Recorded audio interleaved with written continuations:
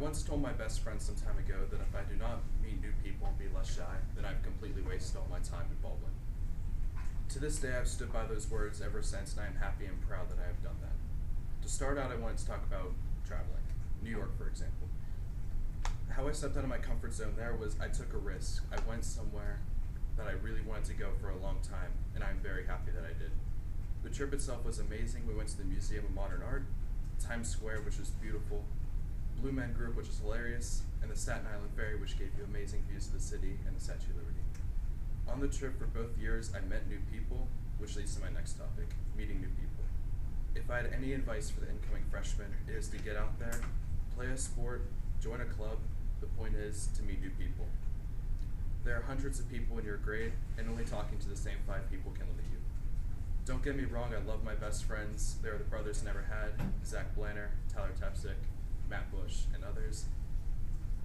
But the new friends that I have met, Sam Paiso, Andy Henderson, just to name a couple, branching out and meeting new people you never thought you would ever meet. Meeting them helped me to get out of my comfort zone.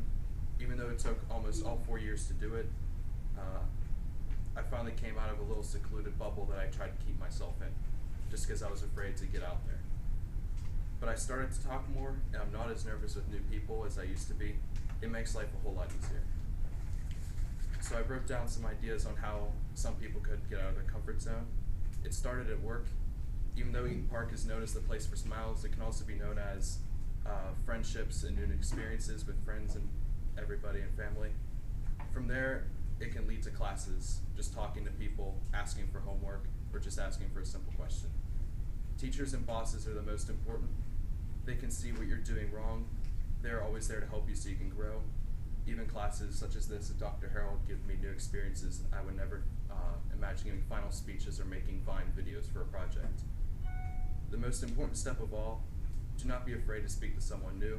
As I said, even if it's just a simple question, that one question can lead to conversations, and that conversation can spark friendships. Once I did this, I realized that speaking to new people is not something to be afraid of. To end off, I found a quote. There are several different types of men in this world. There are men who dream and never make it off their couch. There are men who dream and fail. And then there are men who dream and change the world. I hope the entire senior class gets out of their comfort zone and chases their dreams and their passion. I hope you all take the first steps to changing your world and the world for others. Thank